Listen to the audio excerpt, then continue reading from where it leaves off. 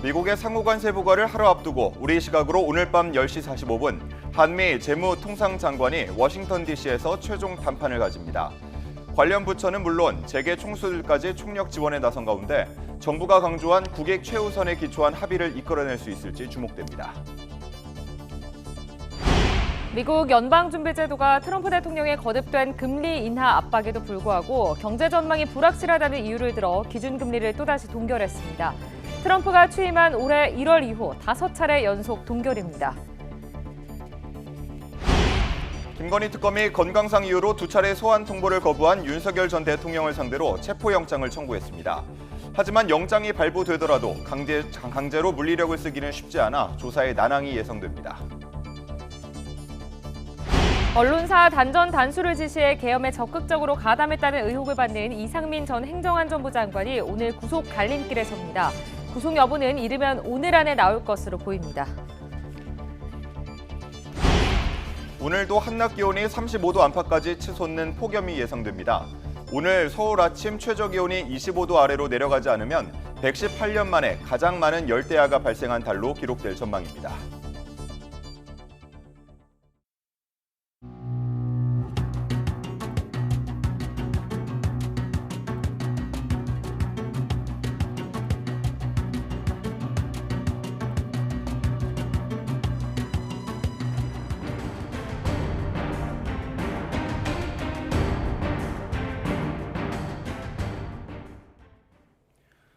시청자 여러분 안녕하십니까? 7월 31일 목요일 뉴스타트 1부 시작합니다. 미국이 예고한 상호관세 부과 유예 시한이 하루 앞으로 다가온 가운데 구윤철 부총리가 미국에서 연 이틀 미 상무장관과 협상을 벌였습니다. 구 부총리는 오늘 밤에는 여한구 통상교섭본부장과 함께 미 재무장관 등과 막판 담판에 나서며 협상 타결을 시도합니다. 워싱턴 연결해 보겠습니다. 신윤정 특파원. 네, 워싱턴입니다. 네, 구 부총리와 미 상무장관의 이틀째 협상 소식부터 전해주시죠. 네, 구윤철 부총리 겸 기획재정부 장관은 오늘 새벽 0시 현지 시간으로 30일 오전 11시부터 워싱턴 DC 상무부 청사로 찾아가 하워드 러트닉 미 상무장관과 협상했습니다. 우리 측에서는 전날 협상과 마찬가지로 김정관 산업통상자원부 장관과 여한구 산업부 통상교섭본부장이 또 참석했고 미국 측에서는 그리어 무역대표부 대표가 구 부총리와의 협상에 처음 배석했습니다. 우리 협상단은 어제에 이어 연이틀 미 상무장관과 협상을 벌인 건데 첫날 협상이 2시간 걸렸고 이틀째 협상은 1시간 만에 종료됐습니다. 러트닉 장관은 앞서 최선의 최종 협상안을 촉구했고 우리 대표단은 1차 최종안을 제시한 것으로 알려졌는데 남은 쟁점과 이견을 해소하기 위해 연이틀 협의에 나선 걸로 보입니다. 구 부총리는 오늘 밤 10시 45분 현지 시간으로 31일 오전 9시 45분부터 스콧 베센트 미 재무장관과 미 워싱턴 DC 재무부 청사에서 통상 협상을 합니다. 협상에는 여본부장과 미국 무역대표부 그리어 대표도 배석해서 2+2 협의로 진행됩니다. 이번 협상은 트럼프 미국 행정부가 상호관세 부과 시점으로 예고한 다음 달 1일을 하루 앞두고 벌이는 막판 담판이 될 것으로 보입니다. 여기에 조현 외교부 장관이 오늘 밤 마지막으로 워싱턴에 합류해서 마코 루비오 국무장관과 회담하며 힘을 보탤 예정입니다. 2+2 담판에서 합의점이 모색될 경우 곧바로 트럼프 대통령 면담으로 이어질 수 있다는 관측도 나오고 있습니다. 이런 가운데 트럼프 대통령이 중국과의 무역 협상이 잘 될 거라고 말했다고요?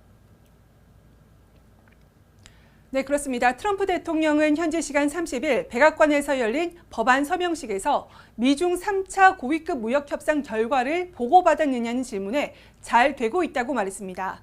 그러면서 중국과 공정한 합의를 할 것으로 생각한다고 밝혔는데요. 직접 들어보겠습니다. We're moving along with China. We're doing fine with China. I think it's going to work out very well. We're right in step. I think we're going to have a very fair deal with China. Thank you very much. 앞서 미국과 중국은 이틀간 스웨덴 스톡홀름에서 열린 협상에서 상대국에 대한 관세 인하 조치를 연장하기로 잠정 합의했습니다. 트럼프 대통령은 인도와 무역 협상에 대해서는 지금도 협상하고 있다고 말했습니다. 트럼프 대통령이 SNS에서 예고한 추가 페널티가 뭐냐는 질문에는 미국에 반대하는 나라들의 집단이자 러시아와 중국 등과 함께하는 브릭스에 인도가 참여하고 있는 것이 문제라고 대답했습니다. 이날 서명식에서 한국은 언급되지 않았습니다. 이런 가운데 도널드 트럼프 미국 대통령이 브라질에 총 50%의 관세를 부과하는 행정명령에 서명했다고 백악관이 밝혔습니다. 브라질 정부의 최근 정책에 대해서 트럼프 행정부가 동의하지 않는다며 40% 추가 관세를 더한 총 50%의 관세를 부과하겠다는 겁니다. 이에 따라 미국 내 소비량의 약 3분의 1을 점하는 브라질산 커피 등 주요 품목 가격이 크게 오를 것으로 예상됩니다. 이번 조치는 트럼프와 가까웠던 보우소나루 전 브라질 대통령이 쿠데타 모의 혐의 등으로 재판을 받고 있는 가운데 이뤄졌습니다. 지금까지 워싱턴에서 전해드렸습니다. 미국과 관세 협상 마감 시한이 임박한 가운데 이재명 대통령은 우리 협상단에게 당당히 협의에 임할 것을 당부했습니다. 미국 측의 압박이 거세지는 상황에서 우리 대표단에 힘을 실어준 것으로 보입니다. 강진원 기자의 보도입니다. 이재명 대통령이 미국과 일본에 파견된 최고위 당국자들과 긴급 화상회의를 열었습니다. 구윤철 경제부총리와 김정관 산업통상자원부 장관 등 경제 투톱과 여한구 통상교섭본부장 등이 참석했습니다. 일본 측 주요 인사를 만나 대미 관세 협상 관련 조언을 들은 조현 외교부 장관도 포함됐습니다. 외교망을 통해 진행된 회의에서 이 대통령은 긴박하게 돌아가는 협상 경과를 보고받고 대응 전략을 논의했습니다. 먼 곳에 계신 분들하고 같이 화상으로 연결해서 회의가 진행된 걸로 알고 있고요. 상호 관세 발효를 앞두고 미국 측의 압박 수위가 높아지는 상황에서 이 대통령은 우리 협상단의 당당한 자세를 주문했습니다. 어려운 협의인 건 알지만 5,200만 국민의 대표로 나가 있다는 걸 잊지 말아달란 겁니다. 미국과 팽팽한 줄다리기가 계속되는 가운데 고율 관세를 낮추기 위한 카드도 추가로 드러났습니다. 미국이 관심을 보인 조선 분야 외에 반도체와 2차 전지, 바이오 등 한국이 경쟁력을 갖춘 산업 또한 협의 대상에 이름을 올린 것으로 확인됐습니다. 반도체랄지 2차 전지랄지 바이오랄지 이런 부분에 대한 논의도 또 이어가고 있습니다. 대통령실은 다만 이재용 삼성전자 회장과 정의선 현대차그룹 회장, 김동관 한화그룹 부회장의 방미는 정부 요청에 따른 건 아니라고 밝혔습니다. 관세 문제는 개별 기업에도 매우 중요한 만큼 자발적으로 이뤄진 거란 건데 민관 투트랙 협상 내용은 공유되는 것으로 파악됐습니다. 대통령실은 농축산물의 민감성도 충분히 인식하고 있다며 우리가 감내할 수 있는 범위 안에서 협상을 매듭짓기 위해 노력하고 있다는 점을 거듭 강조했습니다. YTN 강준원입니다.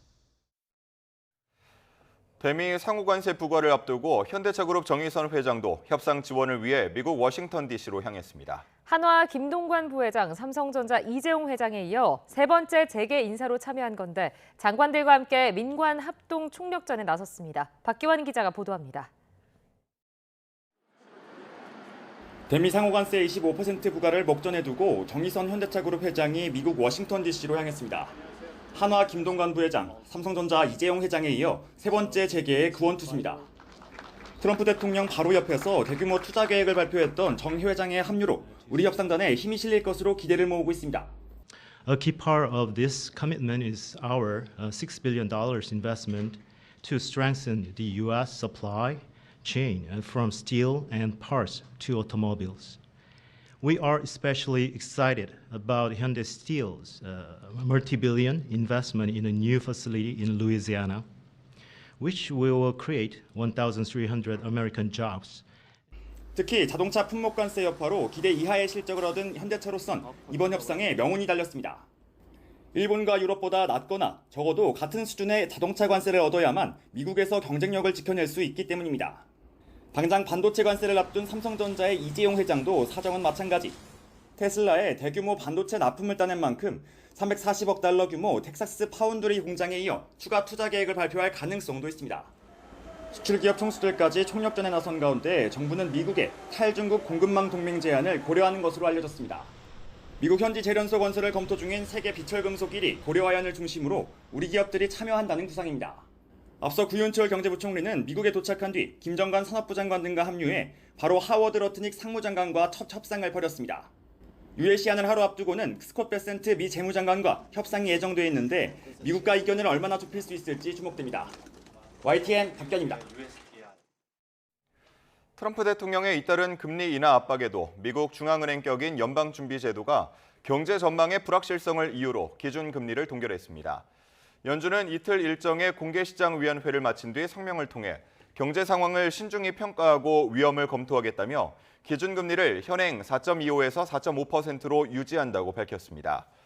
앞서 지난해 12월 0.25%포인트 금리를 내린 연준은 트럼프가 취임한 올해 1월 이후 5차례 연속 동결을 이어가게 됐습니다.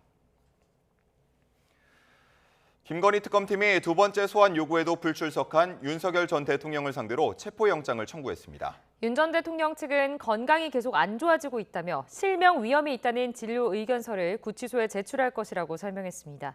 권준수 기자가 보도합니다. 첫 소환 불응 후 김건희 특검팀은 곧바로 재소환을 통보했지만 윤석열 전 대통령은 또다시 나오지 않았습니다. 윤 전 대통령은 정치 브로커 명태균 씨 공천 개입 의혹으로 특검의 수사 대상에 올라 있는데 여전히 변호인 선임계도 내지 않는 등 사실상 수사를 거부하는 모습입니다. 특검은 이미 예고한 대로 체포영장을 청구하며 강제 수사에 나서겠다고 밝혔습니다. 아무런 사유를 밝히지 않은 채 특검에 출석하지 않았습니다.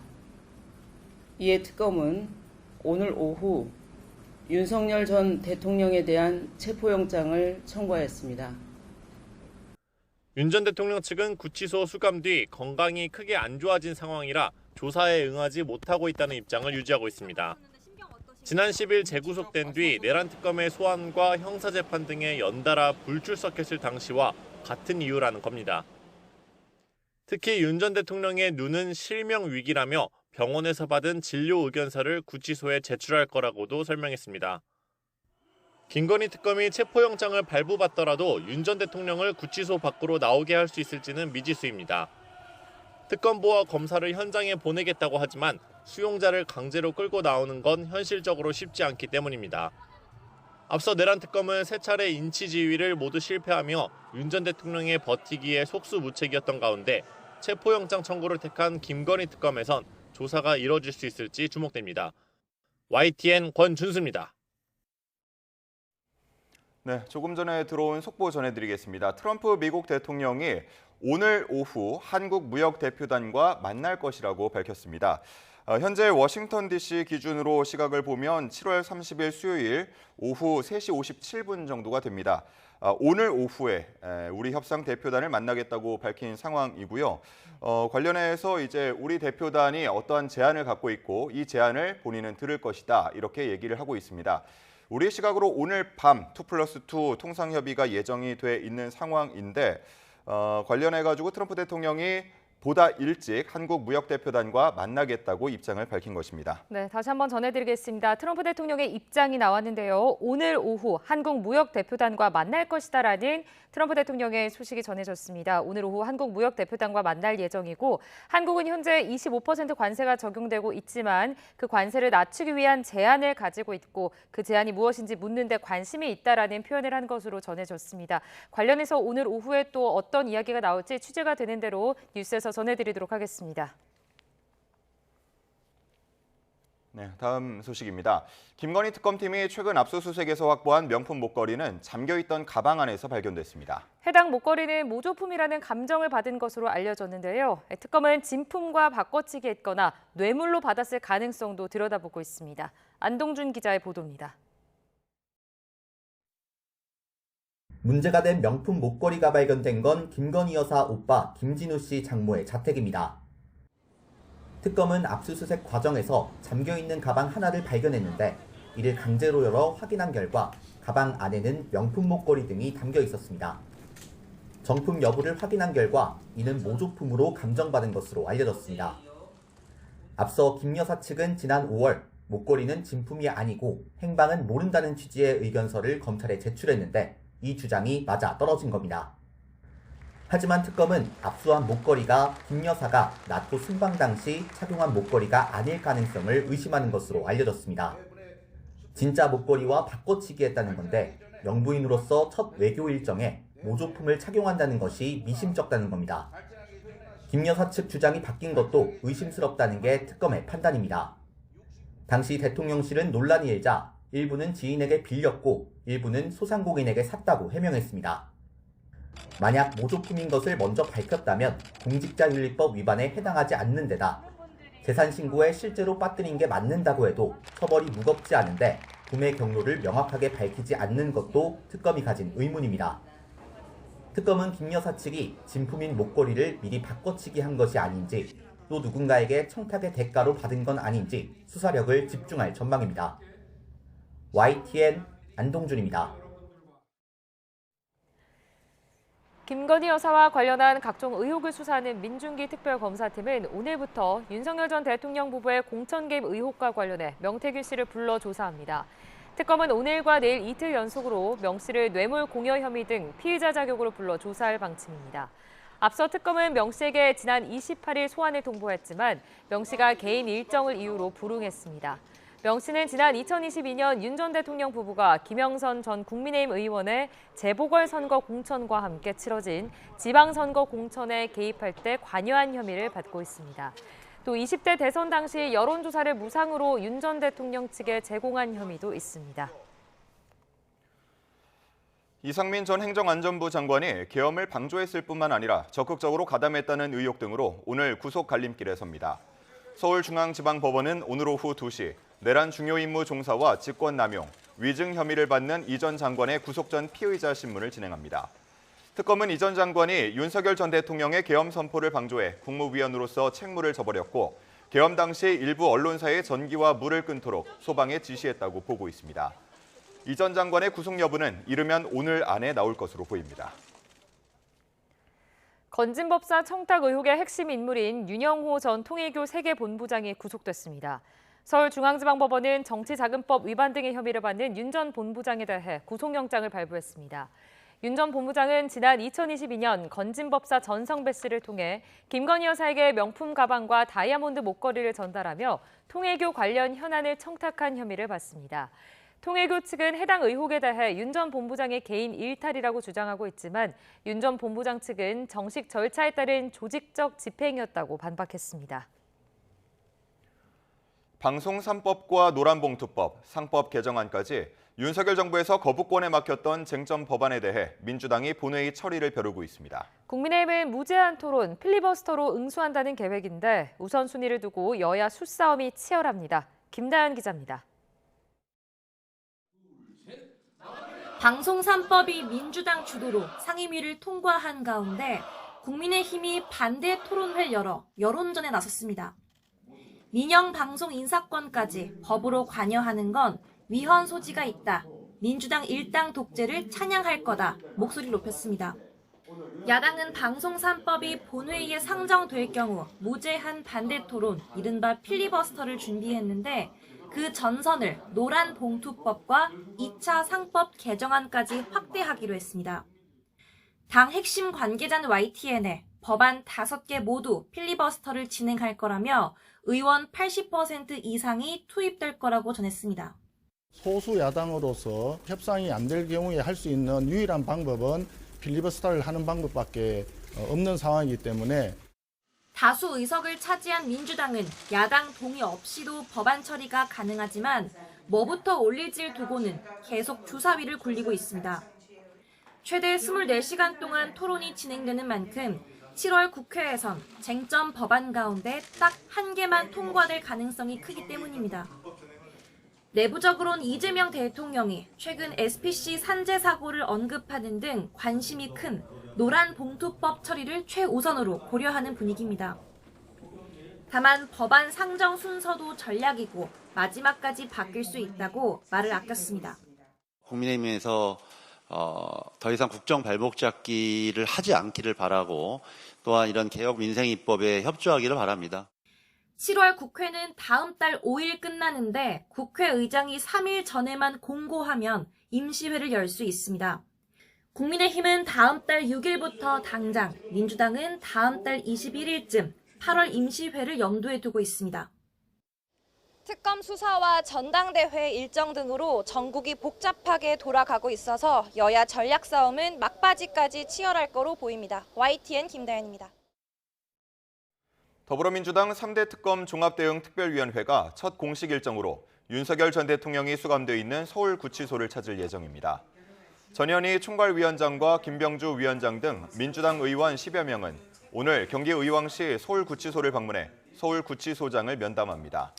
전 위원장 등은 이 자리에서 윤 전 대통령이 특검 소환에 응하도록 구치소 측이 잘 협조해야 한다는 입장을 전달할 계획입니다. 국민의힘 차기 당권 경쟁이 최소 7파전으로 전망되는 가운데 김문수 전 고용노동부 장관과 조경태, 안철수, 주진우 의원이 어제 당대표 예비후보 등록을 마치고 본격적인 선거전에 돌입했습니다. 김 전 장관은 국립서울현충원 참배로 예비후보로서의 첫 공식 행보에 나섰고 조 의원은 인천을 찾아 시장 면담과 당원 간담회를 진행했습니다. 안 의원은 국회에서 2030 세대를 만나 청년 민심을 들었고 주 의원은 지방선거의 지역별 전략을 공약으로 발표했습니다. 지난 23일 전당대회 출마를 공식화한 장동혁 의원은 당내 인사를 두루 접촉하며 정부 여당을 향한 비판의 메시지를 이어갔습니다. 이 밖에 양향자 전 의원과 장성민 전 대통령실 미래전략기획관도 당대표 선거 출마 의지를 밝힌 상황입니다.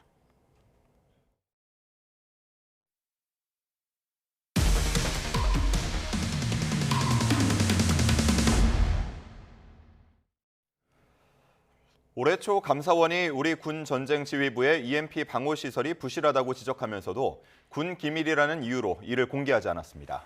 그런데 당시 조사를 보니 EMP 방호 시설이 구축된 14곳 가운데 무려 13곳이 유사시 EMP 공격에 취약한 것으로 YTN 취재 결과 확인됐습니다. 국방부는 아직도 보수 중인 것으로 나타났는데요. 나혜인 기자가 전해드립니다. EMP는 전자장비 회로를 태워 순식간에 통신망을 마비시킬 수 있는 인공 전자기파입니다. 주로 핵폭탄이 터졌을 때 발생하고 전자기파 공격을 위한 EMP탄을 따로 만들기도 하는데 북한도 개발에 열을 올리는 거로 알려졌습니다. 언제든 적이 두려워하게 신속 정확히 가동할 수 있는 핵 공격 태세를 완비할 때라야. 감사원은 지난 3월 국방부 정기감사에서 우리 군의 EMP 방호 능력이 부실하다고 지적했습니다. 군사 보안을 이유로 구체적인 실태는 공개하지 않았는데 YTN 취재 결과 당시 EMP 방호 시설 14곳을 전수조사했더니 13곳의 성능이 미흡했던 거로 확인됐습니다. 합참과 수도방위사령부, 3군 본부가 있는 계룡대 등 유사시 전쟁 지휘소로 쓰일 주요 시설들이 한 곳만 빼고 EMP 공격에 취약한 상태였던 겁니다.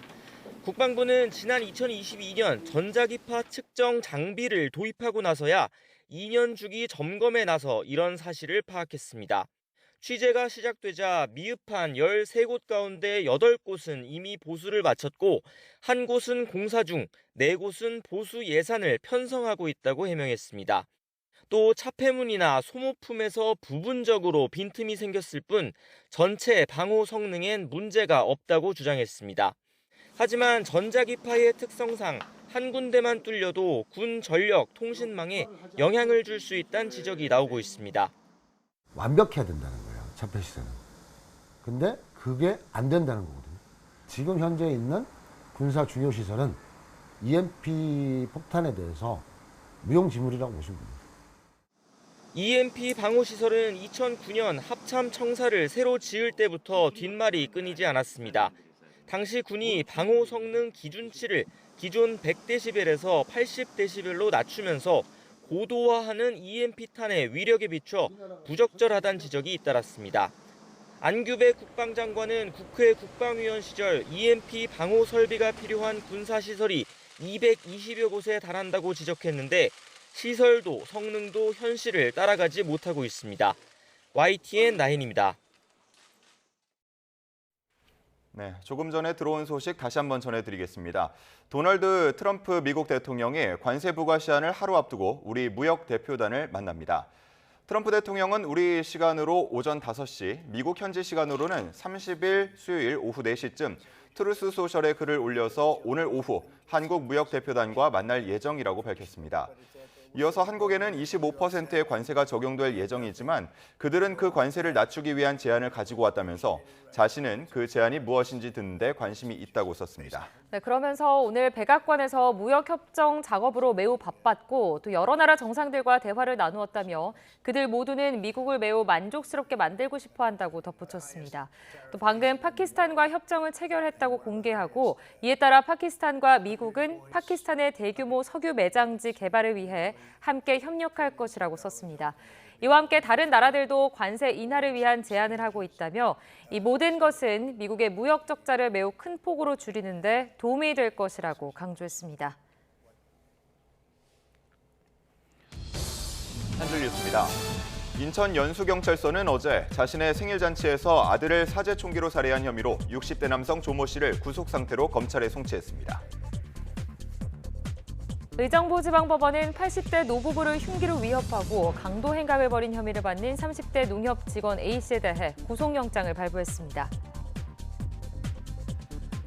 서울 상계동 동북선 경전철 공사 현장 근처에서 땅 꺼짐이 발생해 서울시에서 원인 조사에 나섰습니다. 급전이 필요한 사람들에게 소액 대출을 해주겠다며 고가의 휴대전화를 개통하게 한 뒤 대포폰으로 불법 유통한 조직들이 경찰에 검거됐습니다. 서울 동작경찰서는 외국인 등록증을 위조해 다른 외국인 대신 한국어 능력 시험을 응시하려 한 혐의를 받는 30대 중국인 여성을 입건해 수사하고 있습니다. 지금까지 한 줄 뉴스였습니다. 서울 군자동에서 흉기를 들고 밤거리를 배회하던 남성이 경찰 지시에 불응하다 테이저건을 맞고 체포됐습니다. 상계동 아파트 앞에서는 땅 꺼짐이 발생했는데 시청에서 정확한 원인을 조사하고 있습니다. 사건 사고 소식 양동훈 기자가 전해드립니다. 늦은 밤 유유히 길을 걸어가는 남성을 경찰들이 둘러싸고 쫓아갑니다. 뒤를 돌아보던 남성이 테이저건에 맞은 뒤 바닥에 쓰러지고 덤벼든 경찰에 순식간에 제압당합니다. 30대 남성 A씨가 경찰에 현행범 체포된 겁니다. A씨는 흉기를 들고 주변 도로를 30분가량 배회했는데 신고를 받고 출동한 경찰이 흉기를 내려놓으라고 지시했지만 따르지 않았습니다. 시민들에게 흉기를 휘두르지는 않았던 것으로 조사된 A씨는 과일을 사서 깎아 먹으려고 과도를 들고 나왔다고 진술했습니다. 경찰은 A씨를 공공장소 흉기 소지 혐의로 입건해 정확한 경위를 조사하고 있습니다. 안전모를 쓴 남성이 아스팔트에 난 구멍을 망치로 두드리고 다른 남성은 맨홀 내부를 살펴봅니다. 서울 상계동에 있는 한 아파트 앞 도로에 손바닥만한 구멍이 생겼다는 신고가 접수돼 시청 관계자들이 조사에 나섰습니다. 굴착 조사를 벌인 결과 구멍 아래에는 가로와 세로 각각 40cm, 높이 10cm 정도의 빈 공간이 있었던 것으로 파악됐습니다. 전문가분이 또 오셔서 보다 더 안전성을 확보하기 위해서 추가로 더 굴착을 해봤고요. 근데 그 결과 크게 안전상 문제가 없는 것으로 일단은 확인을 했습니다. 구멍을 다시 메꾼 시청은 근처 경전철 공사 현장이나 지하수의 영향, 주변을 지나는 하수관 문제 등 다양한 가능성을 염두에 두고 원인을 조사하고 있습니다. YTN 양동훈입니다.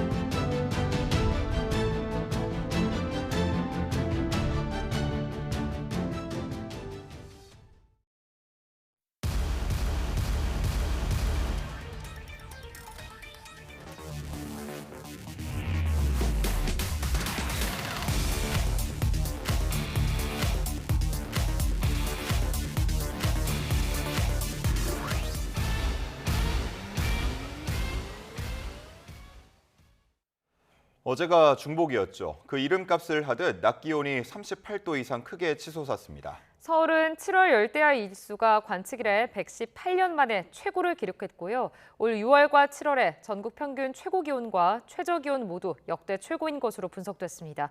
정혜윤 기자의 보도입니다. 1년 중 가장 더운 시기, 한복 더위의 정점 중복입니다. 강한 햇살이 내리쬐는 도심은 여전히 푹푹 찌는 가마솥입니다. 극한 폭염을 이기는 방법 중 하나는 이열치열. 유명 삼계탕집은 일찍부터 긴 줄로 붐빕니다. 체온을 웃도는 극한 폭염은 중복에도 쉬어가지 않았습니다. 가평과 서울 금천구, 정선 낮 기온이 38도 안팎까지 올랐고 남부지방도 35도를 웃돌았습니다. 심한 폭염은 당분간 더 이어집니다. 북태평양 고기압의 영향으로 대체로 맑은 가운데 낮 동안 햇볕에 의해 지면이 가열되면서 전국적으로 폭염경보 수준의 무더위가 이어지겠고 밤사이 해안가를 중심으로 열대야도 나타나겠습니다. 기상청은 이번 주말까지 전국 대부분 지역의 낮 기온이 36도 이상 치솟아 체온을 웃도는 극한 폭염이 계속될 것으로 예상했습니다. 체감온도가 30도에 육박하는 초열대야 수준의 밤 더위도 주말까지 이어질 가능성이 큽니다. 특히 서울은 이미 7월에 역대급 밤 더위가 나타난 것으로 분석됐습니다. 7월 1일부터 29일 사이 열대야 일수는 21일로 1994년 역대 1위 기록과 같았습니다. 데이터가 같을 땐 최신 날짜를 1위로 하는 만큼 올해가 기상관측 이래 118년 만에 7월 최다 열대야 기록을 남긴 겁니다. 최근 우리나라는 티베트 고기압과 북태평양 고기압으로 인한 지속적인 열이 축적이 되고 남쪽으로부터 고온다습한 공기가 지속적으로 유입됐습니다. 특히나 최근에는 남동풍류로 인해 소백산맥과 태백산맥을 넘는 공기가 승온이 되는 효과와 더불어 도심을 중심으로는 열섬 효과까지 나타나면서 열대야가 계속 나타나는 현상이 발생했습니다. 이에 더해 올해 6월과 7월 전국 평균 최고 기온과 최저 기온 모두 역대 1위로 나타나 더위의 기세가 여름 시작부터 거셉니다. 전문가들은 아직 폭염 절정기가 끝나지 않아 올여름에 1994년과 2018년, 지난해를 능가하는 새로운 더위 기록이 세워질 가능성이 크다고 전망했습니다. YTN 정혜윤입니다. 연일 이어지는 폭염으로 소방대원들 역시 현장 활동에 어려움을 겪고 있습니다. 화재 진압 시 착용하는 방화복은 잠깐만 입어도 땀이 흐를 정도인데 대원들은 국민의 안전을 지킨다는 사명감으로 버티고 있습니다. 배민혁 기자가 소방대원들을 만나고 왔습니다. 오전 8시 반, 올빼미처럼 밤을 밝힌 소방서에 새로운 아침이 시작됐습니다. 폭염에 온열 질환자 이송 등 응급 상황이 늘어난 만큼 준비 작업도 더 분주합니다. 도움이 필요한 현장에 언제든 뛰어갈 수 있도록 꼼꼼한 장비 점검은 필수입니다. 첫 출동은 말벌집 제거 현장입니다. 보호복을 입고 말벌이 가득한 벌집을 지붕에서 떼어냅니다. 자주 하던 일이지만 무더운 날씨에 보호복을 입고 작업하다 보면 어느새 땀범벅이 됩니다. 이게 통풍이 그렇게 잘 되는 그런 제품까지는 아니라서 이게 장시간 활동하면은 많이 덥고 조금만 활동해도 이게 습기가 계속 차니까 많이 더워요. 폭염 속 화재 진압 현장은 평소보다 더 뜨겁습니다. 무거운 장비에 방화복, 뜨거운 화염에 높은 기온까지 더해져 어려움은 배가 됩니다. 폭염 시에 장시간 현장 대원들이 방화복이나 이런 장비들을 착용하고 장시간 활동하다 보면은 체온 상승으로 인한 탈수 증상이 일어날 위험이 있습니다. 제가 한번 방화복을 직접 입어봤는데요. 마치 겨울 외투를 입은 것처럼 두껍고 바람도 잘 통하지 않아 잠깐 입고 있었는데도 땀이 줄줄 흐릅니다. 이에 따라 진화 작업에 투입된 소방관들이 더 자주 교대하도록 하고 화재 진압이 길어질 경우 휴식할 수 있는 버스를 투입하는 등 긴급 회복반도 운영하고 있습니다. 연일 이어지는 폭염에 이것만으로 충분하지 않을 때도 많지만 소방대원들은 사명감으로 고군분투하고 있습니다. 시민들의 안전을 지키는 일이기 때문에 더위나 추위, 날씨 상관없이 항상 최선을 다하는 그런 사명감이 있습니다. YTN 배민혁입니다. 그제 126명의 온열 질환 환자가 새로 보고됐습니다. 질병관리청 감시체계 자료를 보면 그제 하루 전국 응급실 500여 곳에서 열탈진과 열사병 등 온열 질환 증상으로 모두 126명이 치료를 받았습니다. 이 중 인천에서 90대 여성이 열사병 등의 증상으로 숨졌습니다. 지난 5월 15일 이후 온열 질환 누적 환자는 2,768명을 기록해 지난해 2.6배에 달했고 누적 추정 사망자 역시 13명으로 작년보다 9명 많이 발생했습니다. 오늘의 주요 경제 일정입니다. 미국의 우리나라에 대한 25% 상호관세 발효를 하루 앞두고 우리 시각으로 오늘 밤 10시 45분 한미 재무장관이 워싱턴 DC에서 막판 통상협의를 엽니다. 삼성전자 이재용 회장, 현대차그룹 정의선 회장, 한화 김동관 부회장 등 재계도 현지에서 힘을 보탭니다. 코스피 지수가 엿새째 올라 어제 3,250대로 마감하면서 연고점을 새로 썼습니다. 종가 기준 2021년 8월 이후 4년 만의 최고치인데요. 숨가쁘게 이어지는 한미 관세 협상 소식에 타결 기대감이 커지며 외국인 매수세가 커진 덕분입니다. 오늘도 상승 랠리를 이어갈지 주목됩니다.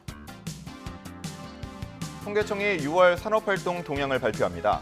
실물 경기는 추가 경정 예산 투입에도 부진이 이어지고 있는데요. 지난 5월 전 산업 생산 지수는 2달째 마이너스를 나타냈고 소매 판매는 보합, 설비 투자는 석 달째 하락 추세였습니다. 지난달 경기가 조금은 회복됐는지 관심이 쏠립니다. 기획재정부는 6월 국세 수입 현황을 발표합니다. 올해 들어 지난 5월까지는 세수는 172조 3천억 원으로 지난해에 비해 21조 3천억 원 늘었습니다. 하지만 국세 수입 예산 대비 실제 거친 세금은 세수 증조율은 45.1%로 최근 5년 평균을 밑돌았습니다. 삼성전자가 2분기 확정 실적을 발표합니다. 삼성전자는 최근 발표한 2분기 잠정 실적 발표에서 매출 74조 원, 영업이익 4조 6천억 원을 기록했다고 밝혔습니다. 한 승객이 기내에서 잃어버린 보조 배터리로 인해 튀르키예 이스탄불 공항을 출발해 인천으로 향하던 아시아나 항공 여객기가 도중에 회항하는 일이 발생했습니다. 화재 발생 우려 때문인데요. 해당 항공편 출발이 19시간 반 정도 지연되면서 승객들이 큰 불편을 겪었습니다. 최도희 기자가 보도합니다. 현지 시각으로 29일 오후 5시 42분 승객 277명을 태우고 튀르키예 이스탄불 공항에서 출발한 아시아나 항공 인천행 여객기가 이륙한 지 불과 2시간 반 만에 회항을 결정했습니다. 한 승객이 창문 아래 틈새에 스마트폰 보조 배터리를 떨어뜨렸다가 찾지 못했기 때문입니다. 앞에 앉으신 분이 창가 쪽에 앉았는데 보조 배터리를 떨어뜨린 모양이에요. 근데 이제 그 떨어뜨린 게 이제 찾지를 못해가지고 그 승무원들이 이제 3시간 정도를 그렇게 서서히 뒤졌대요. 아시아나 항공은 배터리가 좁은 좌석 틈에 끼어 압력을 받으면 폭발하거나 화재로 이어질 가능성이 있다고 보고 회항을 결정했습니다. 탑승객의 안전을 최우선적으로 고려해 회항을 결정했습니다. 승객들에게는 현지 호텔과 식사를 제공했습니다. 해당 항공편은 이스탄불 공항으로 돌아와 승객들을 내려준 뒤 점검을 진행했는데 이 과정에서 승객이 잃어버린 보조 배터리도 발견했습니다. 하지만 예정 시각보다 19시간 30분 지연 출발하게 되면서 많은 승객들이 큰 불편을 겪었습니다. 집사람도 이제 급한 일정이 있었고 또 거기에 계신 분들도 이제 다음날 이제 출근해야 되는 분들도 많았고 항의를 좀 하셨다 하더라고요. 최근 들어 기내 배터리 과열 화재에 관한 경각심이 커지고 있는 가운데 지난 3월 프랑스 항공사 항공편에서도 비슷한 일이 발생했습니다. 에어프랑스 여객기가 파리 오를리 공항을 출발해 카리브해 프랑스령 과들루프로 향하던 중 승객이 기내에서 휴대전화를 잃어버려 찾지 못하자 기술을 돌려 출발지로 되돌아왔습니다. YTN 최두입니다.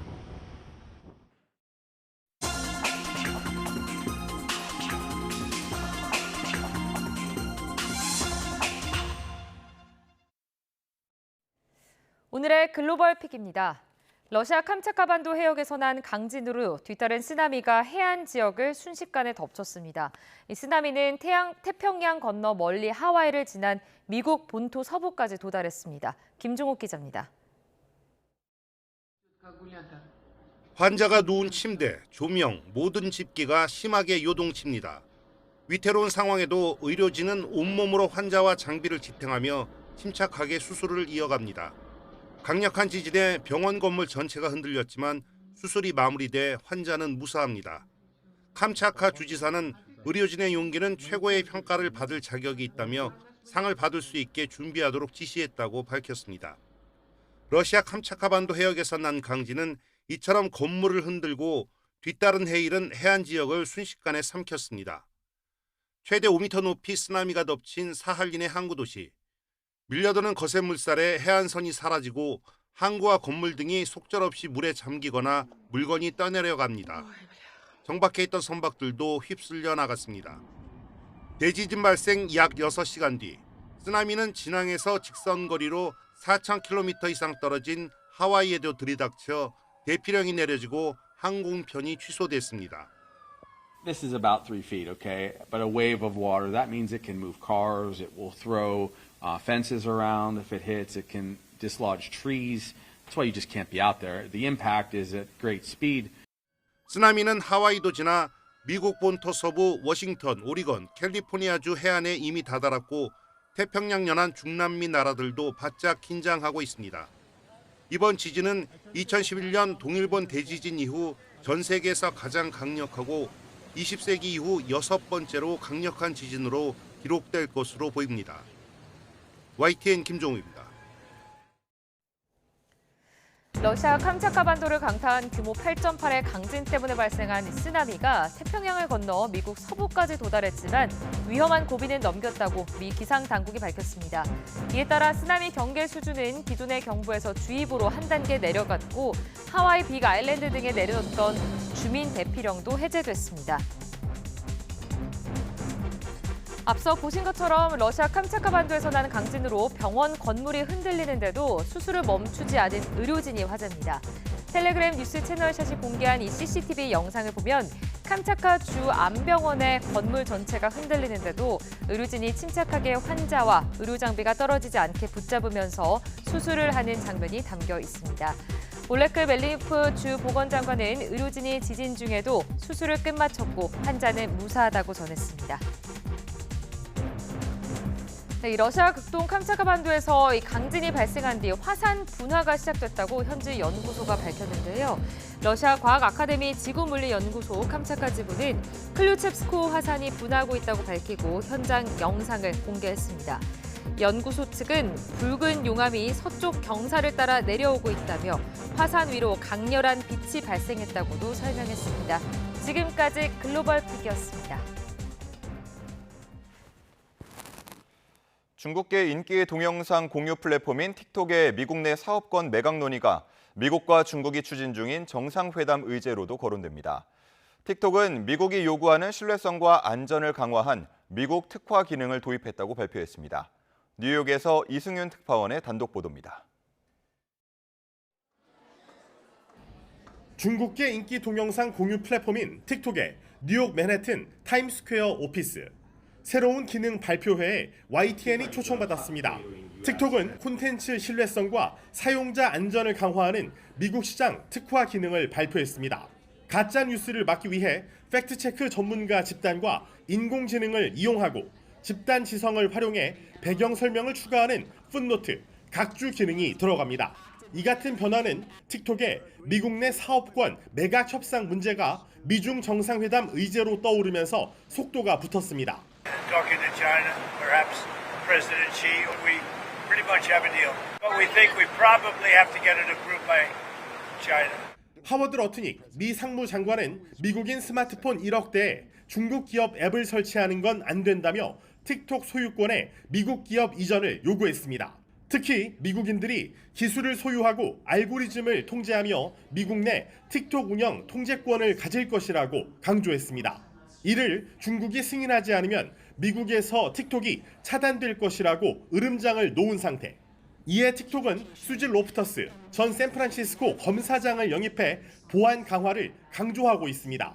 미국이 요구하는 기술과 알고리즘 통제권에 대한 장기적인 해결책 마련을 위해 노력 중이라며 사용자 데이터 유출 우려는 없다고 설명했습니다. Because it is a first of its kind security initiative designed to protect U.S. user data. And we do that by storing American data right here in the Oracle Cloud. And we make sure to safeguard the experience of over half of America who loves this app. 틱톡은 보안 우려를 완화하고 미국 내 서비스의 독립성을 완화하기 위해 미국 이용자 전용 앱을 개발 중인 것으로 전해졌습니다. 단순한 사업 매각 문제를 넘어 미중 간 기술 패권 경쟁과 안보 논쟁의 상징이 된 틱톡의 운명에 전 세계의 이목이 쏠리고 있습니다. 뉴욕에서 YTN 이승윤입니다.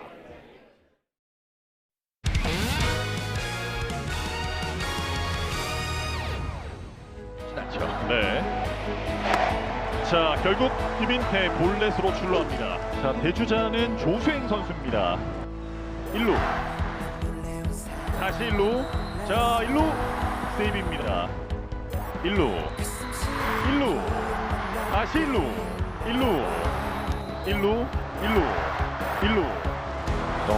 힘들만합니다. 조수행 선수가 동점 주자이기 때문입니다. 다시 1루. 박수를 보내주고 있는 염경엽 감독입니다. 다시 한번 1루. 다시 1루. 자, 오늘 이 투수와 주자의 대결은 KBO 리그 역사에 남는 승부입니다. 주자 뜹니다. 공 1루 연결. 1루에서 세이브입니다. 결국엔 1루 도루. 조수행입니다.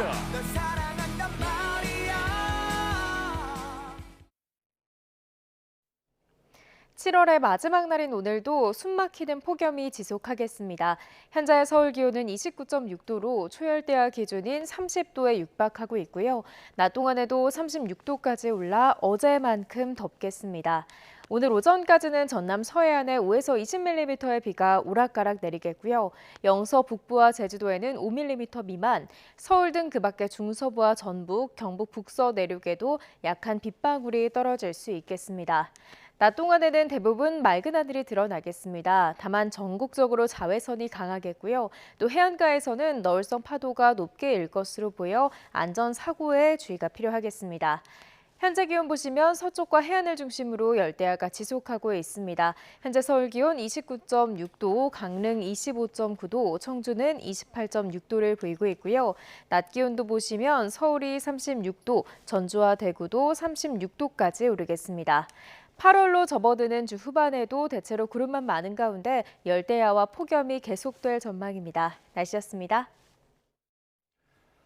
이상으로 뉴스타트 1부 마칩니다. 잠시 후 2부가 이어집니다. 함께해 주신 여러분 고맙습니다.